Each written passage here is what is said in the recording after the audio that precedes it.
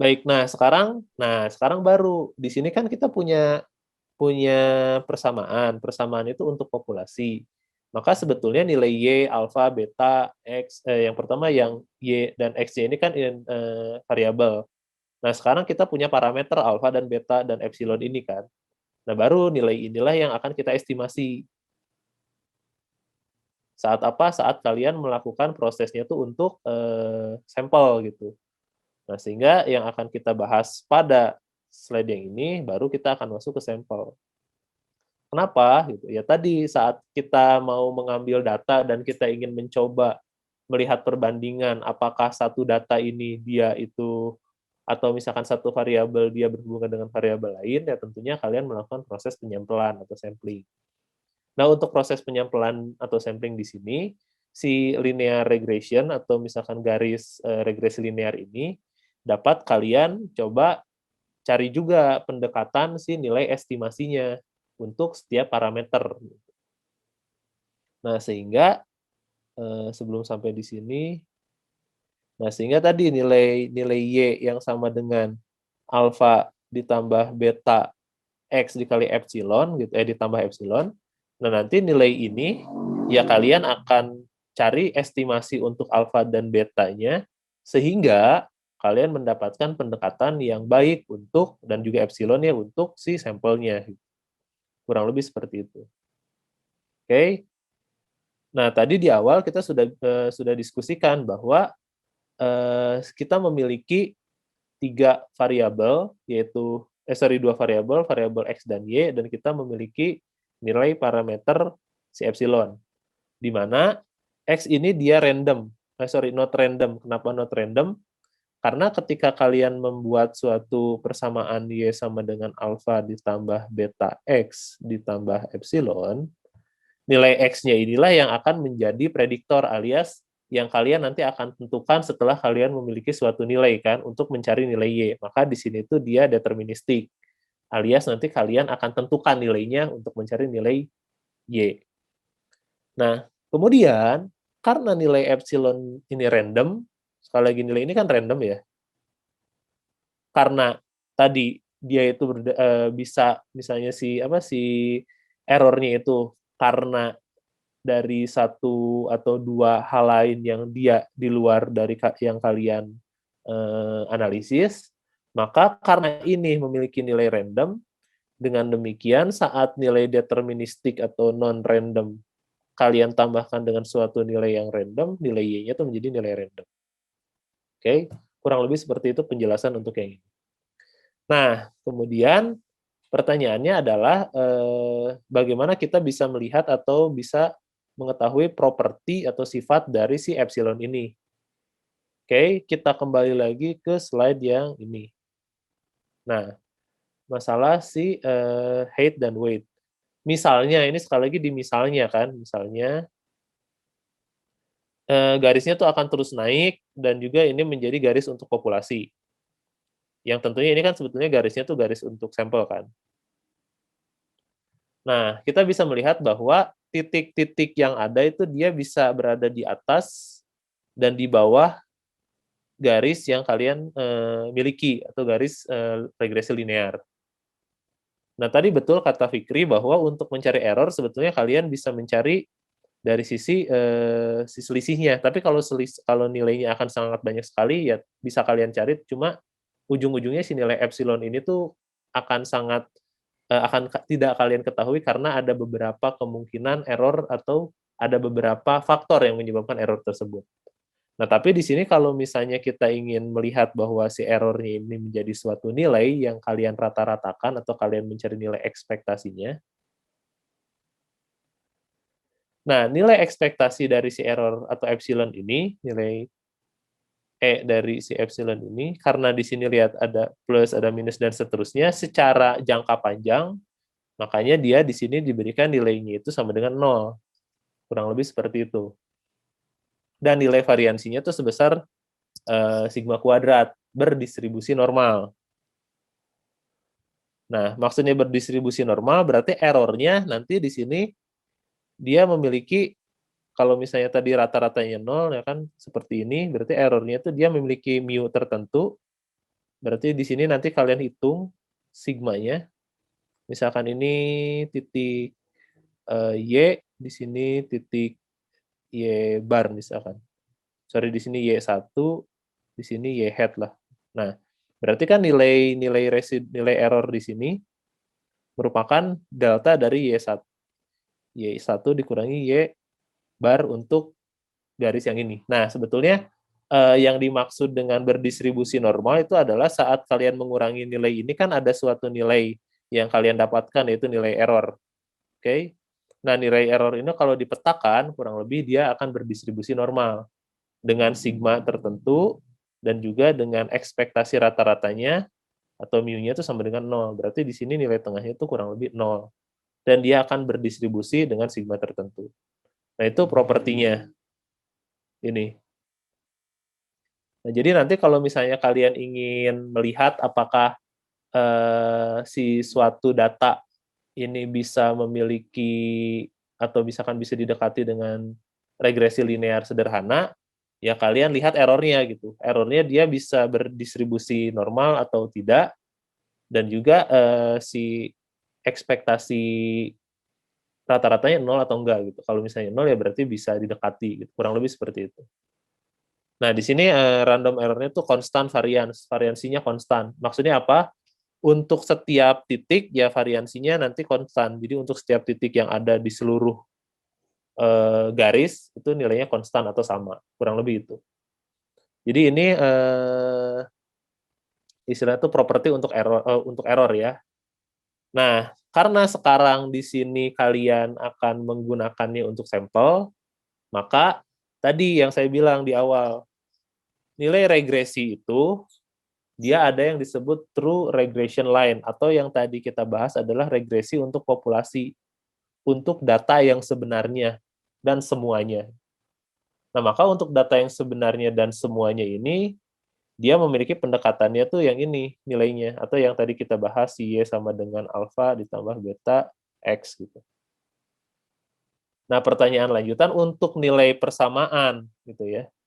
Yang ini beta 0, beta 1, mu Y untuk X itu persamaannya ini, apakah bisa diketahui? Nah, pertanyaan saya itu. Ada yang mau bisa jawab nggak? Kira-kira untuk nilai regresi yang sebenarnya untuk populasi, kan tadi error bisa dicari atau enggak? Jawabannya tuh tidak. Nah, untuk yang ini, nilai parameternya bisa dicari atau tidak? Ada Indra nggak? Ada, Pak. Gimana, Indra? Yang ini menurut kamu bisa dicari nggak? Atau bisa diketahui nggak?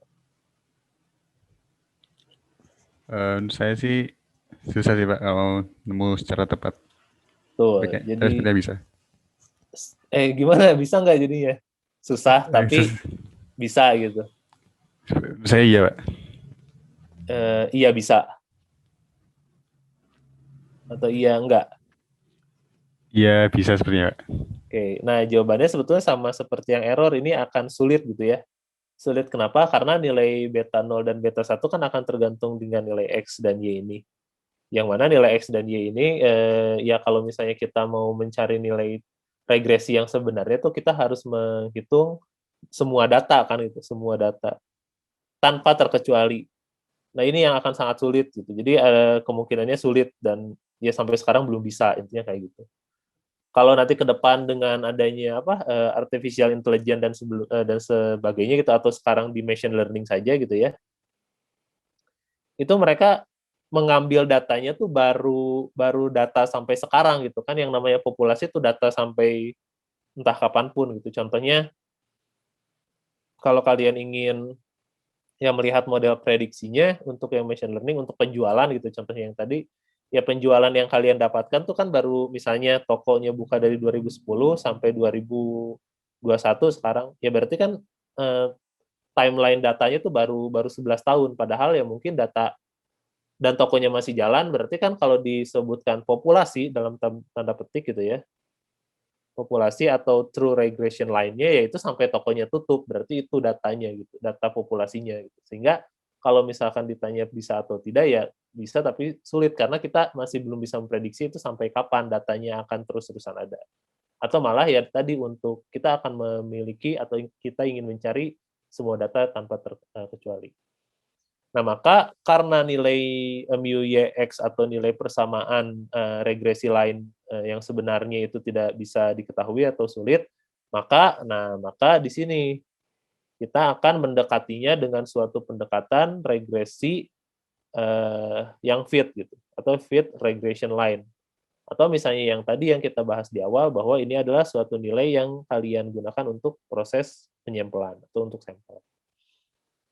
Nah, di sini kalian akan mengestimasikan suatu nilai yang mendekati nilai regresi yang sebenarnya dengan statistical model yang kurang lebih sama. Tapi di sini lihat, kalian nilai y-nya tuh ya dilambangkan dengan y hat, terus beta 0 atau nilai intercept yang sebenarnya itu menjadi B0 dan nilai slope yang sebenarnya itu menjadi B1 kali X. Nah, kemudian di sini nilainya juga y hat itu ditambah suatu nilai yang disebut dengan residual atau nilai E. Nah, tadi kan kita punya epsilon untuk di yang regresi sebenarnya dan untuk yang di sampel itu ada yang disebut dengan residual. Nah, sekarang bedanya apa error dan residual?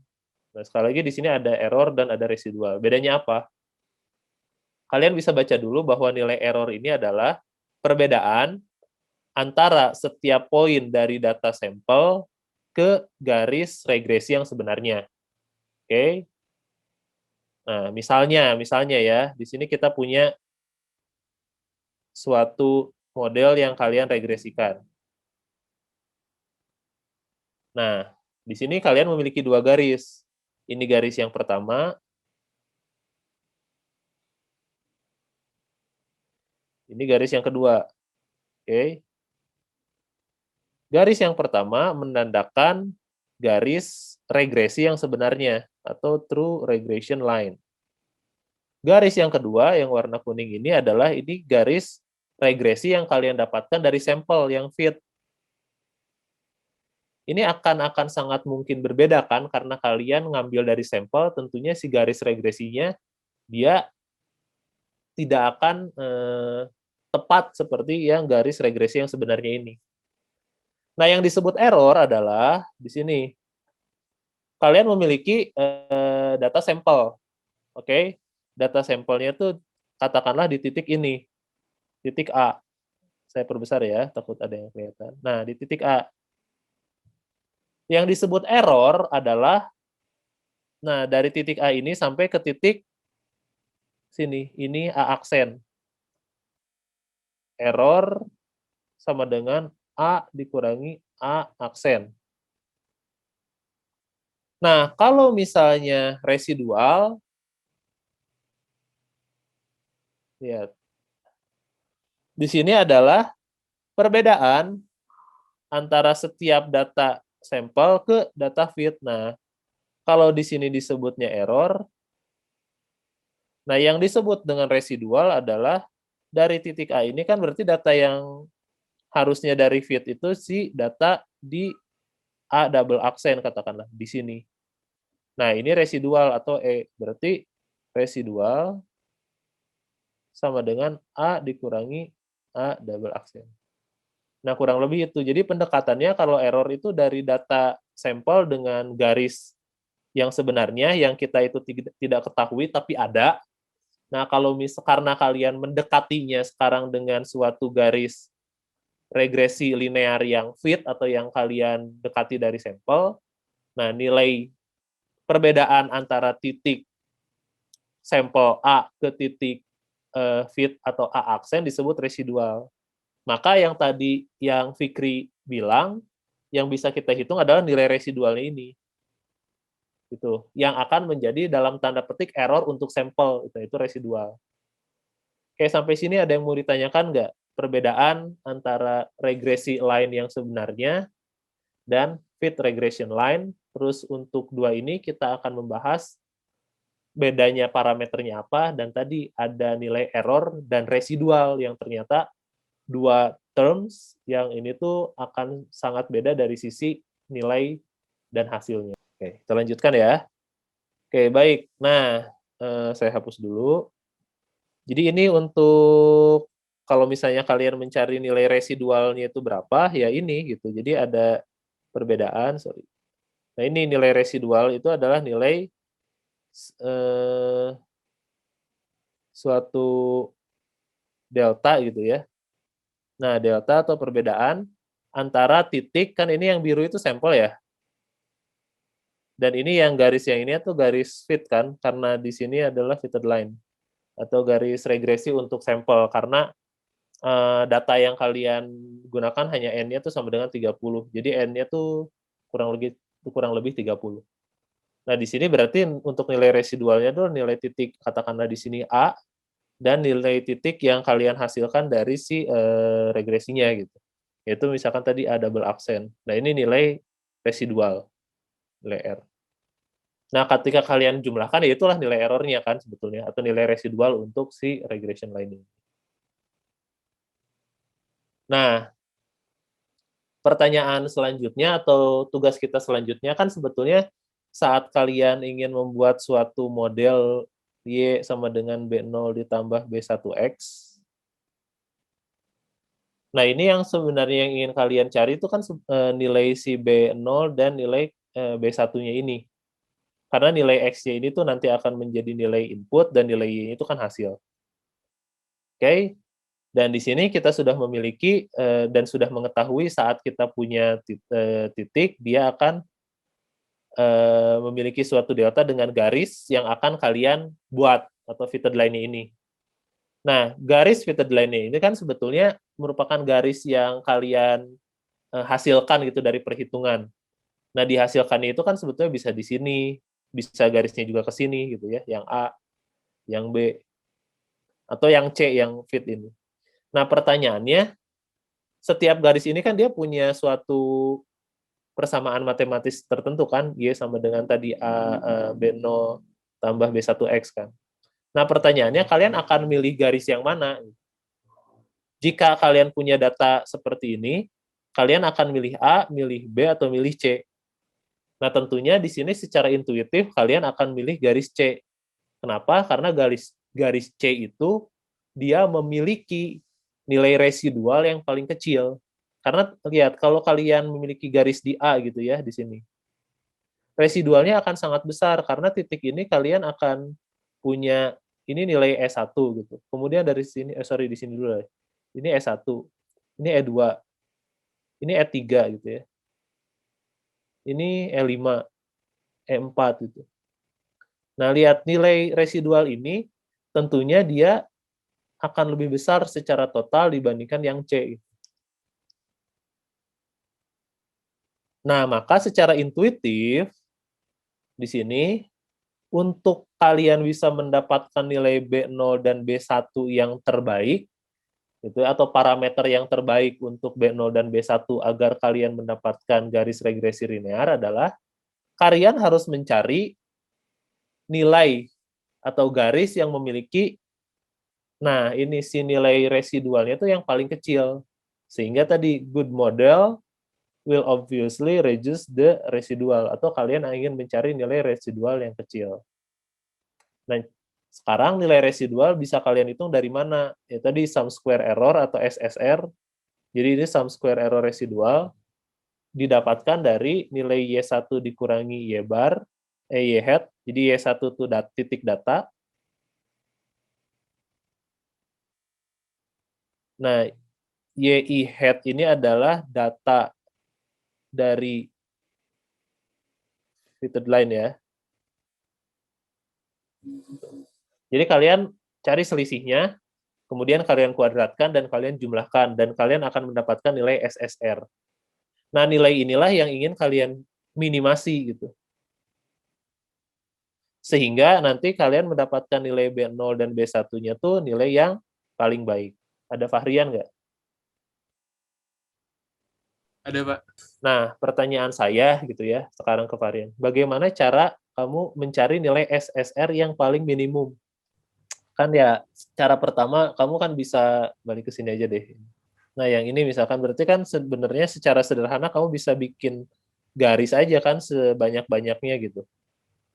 Dan dicobain satu-satu garisnya kan ya. Iya, Pak. Nah, tapi kan itu ya makan waktu dong itu, kayak kamu bisa bikin garis di sini, garis di sini, di sini, di sini. Terus kamu coba kan tiap garis ini nilai residualnya kamu hitung gitu ya. Mana garis yang paling, sehingga terdapat garis merah yang ternyata garisnya tuh paling baik, fitted line-nya tuh paling baik. Nah, pertanyaan saya, bagaimana caranya kamu untuk mendapatkan garis fitted line-nya itu paling baik? Dan tadi kita punya data sum square residual yang bisa kita cari dan kita hitung. Oke, kalau ini saya kasih sedikit visualisasi. Kalau kamu punya suatu grafik seperti ini, Fahrian, Ya, nilai paling minimumnya di titik yang mana? di titik kritisnya Pak, di bawah. Titik kritis. Oke. Nah, pertanyaan saya, bagaimana cara kamu bisa mendapatkan titik kritis? Diturunin ya Pak, dengan Tuh. 0. Nah, di sini kamu turunkan dan sama dengan 0. Nah, pertanyaannya, berarti kan sebetulnya kamu bisa mendapatkan titik SSR minimum tuh saat kamu memiliki suatu grafik yang berbentuk seperti ini kan, atau berbentuk konveks, ya kan? Nah, Iya, Pak. pertanyaan saya, persamaan ini apakah sudah benar-benar membentuk grafik konveks?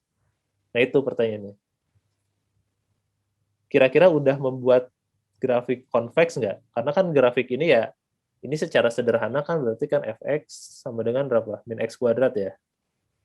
Atau x kuadrat, ya min x kuadrat. Nah, kira-kira grafik ini udah mencapai itu belum?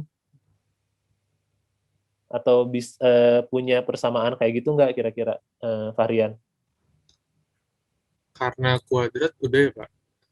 Nah, oke, makasih Fahrian. Jadi, yang harus kalian lakukan, atau ya betul, tadi idenya adalah saat kalian punya nilai seperti ini, gitu ya. Dan, sorry, ini saya hapus dulu. Dan kalian ingin mendapatkan titik kritis, maka kalian harus turunkan. Tapi kan sebetulnya yang menjadi pertanyaan adalah, ya si persamaan ini tuh dia persamaannya membentuk grafik seperti ini nggak, membentuk konveks nggak gitu ya. Nah, itu pertanyaannya. Nah, maka di slide nomor berapa nih? 16. Nah, di sini adalah pembuktian bahwa persamaan ini dia itu berbentuk konveks. Nah, jadi bagaimana cara kalian mendapatkan base parameter itu adalah mencari nilai SSR minimum. Nilai SSR minimum harus tahu dulu bagaimana bentuk grafiknya istilahnya. Kalau benar bentuk grafiknya seperti tadi, kalian turunkan. Nah, karena ini sangat matematis, jadi saya tidak akan memberikan penjelasan lebih lanjut gitu. Jadi kalau kalian mau lihat pembuktiannya silahkan gitu. Tapi ya ini tidak menjadi tidak menjadi core keilmuan kalian di teknik industri gitu. Jadi saya tidak akan lanjutkan lebih jauh. Tapi kalau kalian mau baca bagaimana membuktikan bahwa persamaan yang katakanlah ini persamaan satu gitu ya, dia itu memiliki grafik atau memiliki bentuk yang konveks adalah slide nomor 16, 17, dan 18. Nah, di sini tuh intinya dia membuktikan bahwa si SSR ini bentuknya konveks. Nah, sehingga kesimpulannya adalah we have proven that SSR function is convex. Intinya itu. Tapi yang penting ide dasarnya tadi kalian udah ngerti yang kata Fahrian, bahwa cara untuk mendapatkan nilai SSR yang minimum yaitu kalian turunkan. Nah, sekarang pertanyaannya kan di sini ada B0 dan B1. Maka cara untuk mendapatkan nilai masing-masing yang optimum untuk B0 dan B1, kalian turunkan terhadap B0 dan B1 untuk persamaan ini.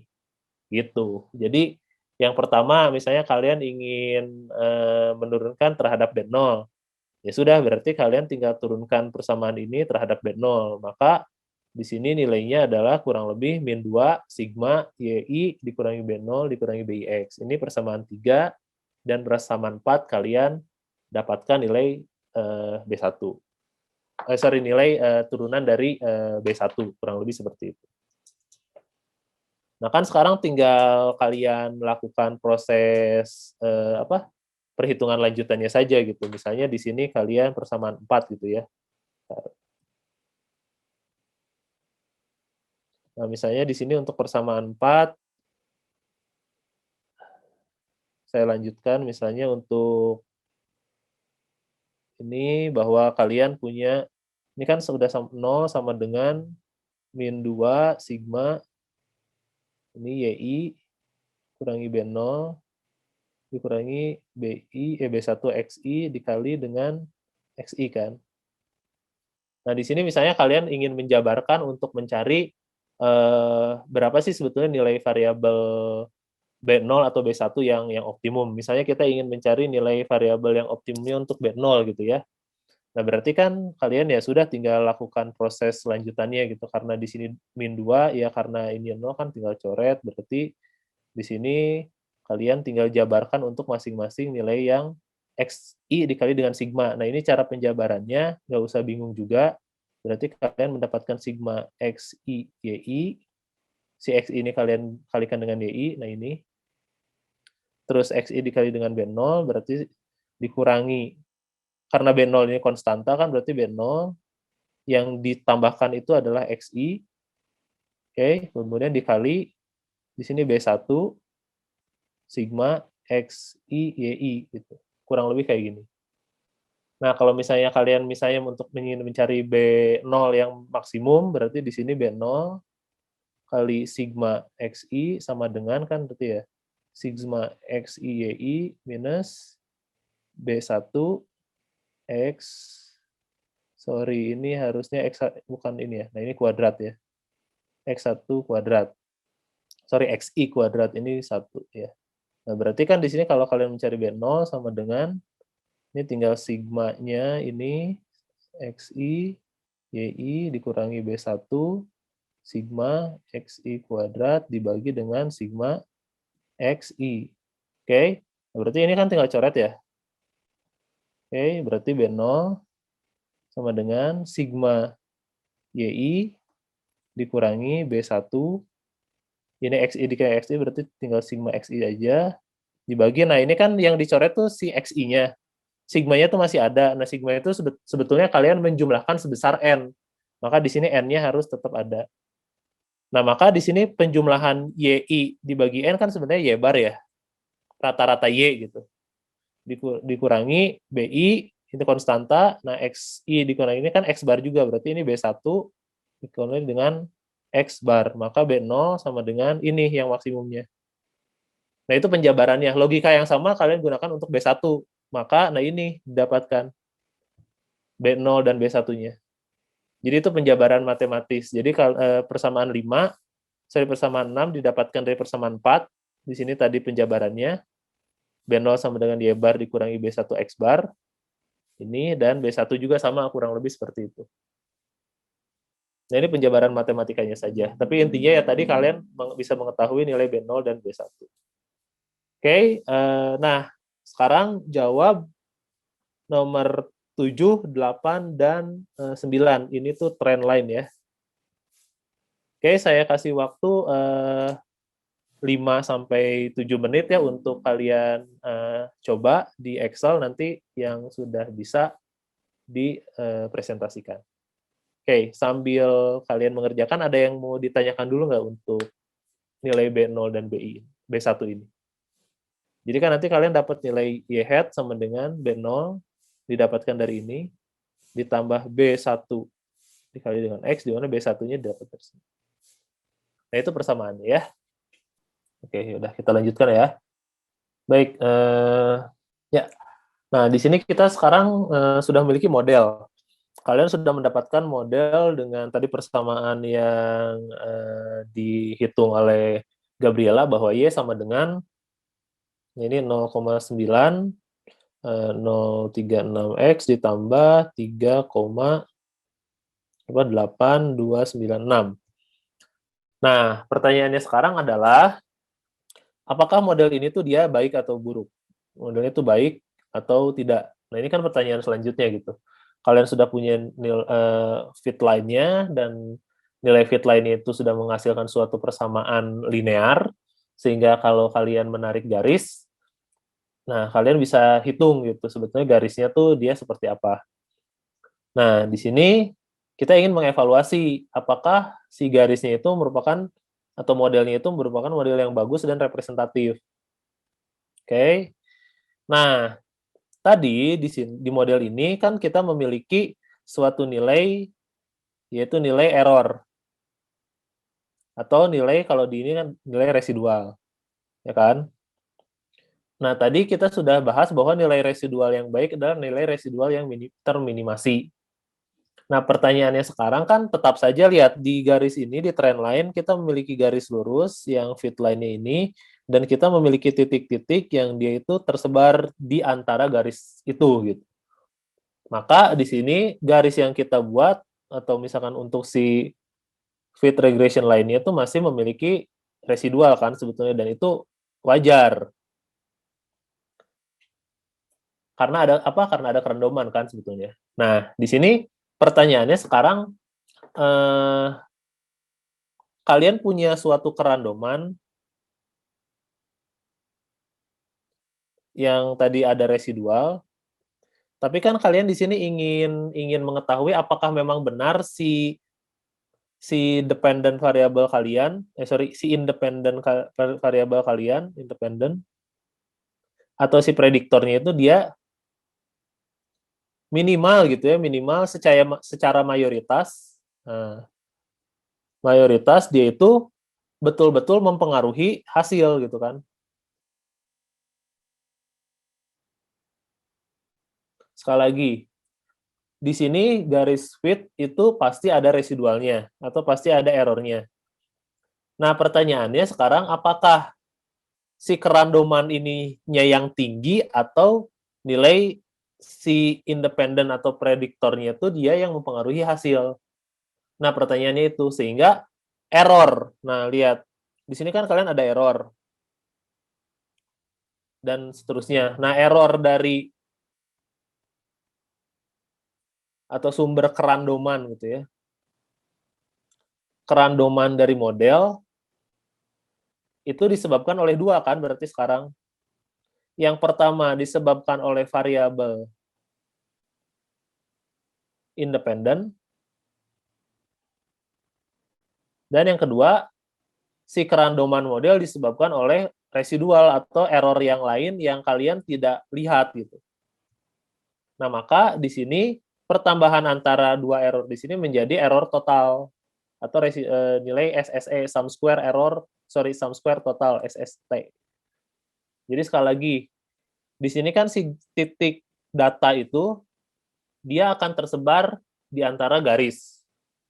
Nah, tersebarnya data di antara garis atau kerandoman data di antara garis ini disebabkan oleh dua hal. Yang pertama, karena kalian melihat bahwa data tersebut itu dipengaruhi oleh si X-nya ini, maka disebut dengan kerandomannya karena variabel independen. Atau biasa disebut dengan SSM, sum square model. Yang kedua, kerandoman ini karena ada hal lain yang tidak kalian perhatikan, yaitu residual. Sehingga disebut dengan sum square residual, atau errornya itu disebut sum square residual. Nah, pertambahan antara SSM dan SSR ini sama dengan sum square total. Maksudnya sum square total adalah ya tadi kerandoman keseluruhan yang disebabkan oleh hubungan antara model dan si residual. Bahwa tadi kalian punya nilai solidnya tuh di titik 10, seharusnya ada di titik fit di sini, tetapi dia tidak ada di titik tersebut gitu. Nah, dua interaksi inilah yang akan membahas atau yang akan kalian cari apakah benar model kalian tuh baik atau enggak. Nah, pertanyaan baik atau tidak di sini adalah sebenarnya ingin menjawab ya, bukan modelnya ini benar atau salah gitu ya, model ini. Tapi kan kalian sudah menentukan dan kalian sudah menduga bahwa Y ini dipengaruhi oleh X, kan ya? Dipengaruhi. Nah, pertanyaannya adalah seberapa besar pengaruhnya gitu, bahwa si Y ini tuh dipengaruhi oleh X. Karena dengan satu variabel saja kalian berbicara tersebut kan bisa jadi ada variabel-variabel lain. Nah, model yang baik atau model linear regression yang simple yang baik itu adalah saat kalian bisa membuktikan bahwa benar Y ini dipengaruhi X secara mayoritas gitu. Secara mayoritas. Nah, maka kita akan menghitung si kebaikan dalam tanda petik si modelnya tersebut.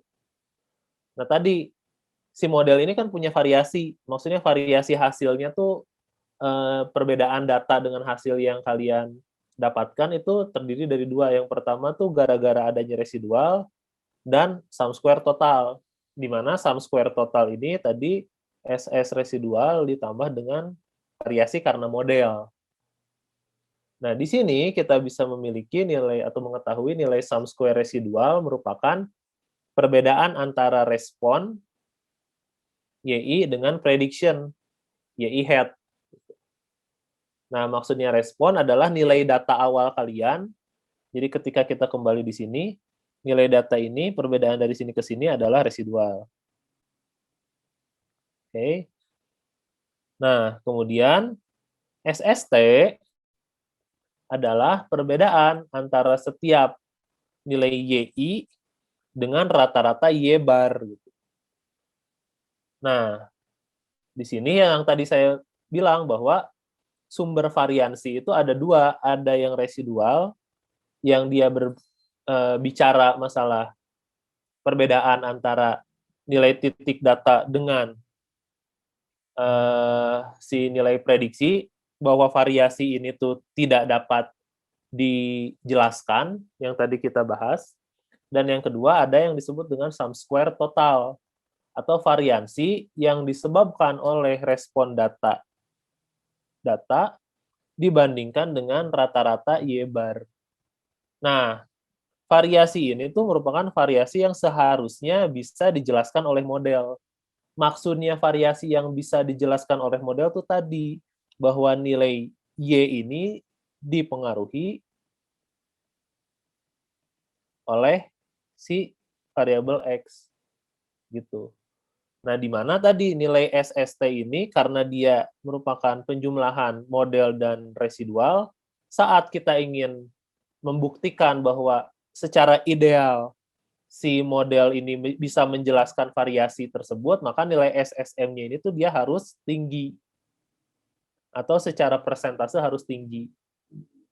Nah, kebaikan model ini dapat kita hitung dengan coefficient of determination atau koefisien determinasi, yaitu R-square.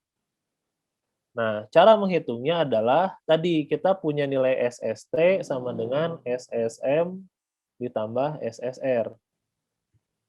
Nilai ini bisa kalian dapatkan dari nilai data dikurangi nilai Y bar. Nilai ini bisa kalian dapatkan dari nilai data dikurangi nilai model, Y hat. Nilai R-square tadi merupakan kalian harus mengetahui berapa persen sih si model ini dijelaskan oleh variasi yang diketahui. Maka di sini nilainya itu adalah 1 min SSR atau sum square residual, suatu variasi yang tidak dapat kalian jelaskan dari mana asal variasinya karena sangat banyak sekali. Istilahnya itu sangat banyak dalam artian apa saja yang menjadi istilahnya tuh bahasannya gitu, dibagi dengan sum square total. 1 dikurangi ini. Atau sebetulnya kan di sini SSM dibagi dengan SST. Karena nilai SSM ini kan sebetulnya susah dicari, bukan susah dicari secara matematis, dia tidak didapatkan dari model secara langsung, tapi didapatkan dari nilai SSM, kan berarti nilai SST di sini yang kalian dapatkan dikurangi dengan SSR. Nah, maka nilai R-square sebetulnya bisa ini atau ini. Kurang lebih itu. Maka di sini kita bisa mendapatkan nilai R-square atau nilai kebaikan dari modelnya ini bisa kita cek gitu. Apakah benar model tersebut bisa dijelaskan oleh suatu variabel yang sudah kalian tentukan. Nah, model yang bagus secara rule of thumb dia punya nilai R-square lebih besar dari 0,7. Silahkan saya berikan waktu ini kayaknya nggak lama, 3 menit saja untuk kalian menghitung R-square dari model yang tadi dihitung bersama ya. Sambil menunggu, ada yang mau ditanyakan nggak?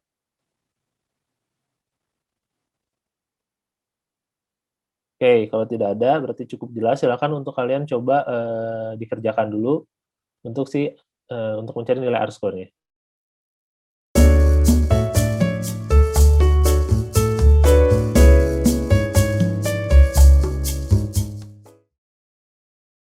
Baik, kuliah hari ini telah selesai.